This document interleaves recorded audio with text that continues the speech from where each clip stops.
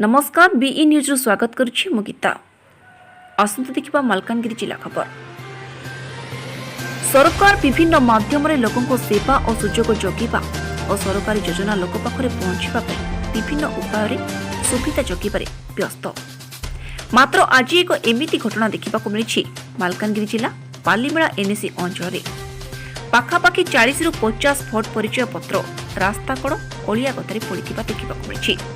सूचना थाउ कि एही परिचय पत्र लोकमानकु नदे ओलिया गतारे फोपाड़ी दिया जायछि, जहाकि एक निंदनीय घटना। निजर नागरिक परिचय पत्र पई लोकमाने सरकार स्थानीय शिक्षक मानकु नियोजित करछन्ति।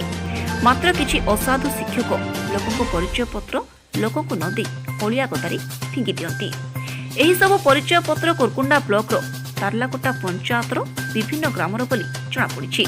एहार दायित्व रे किए थिला ओ काहेकि एपरि काम कला एहा बुद्धिजीवी महल में चर्चार विषय होछि।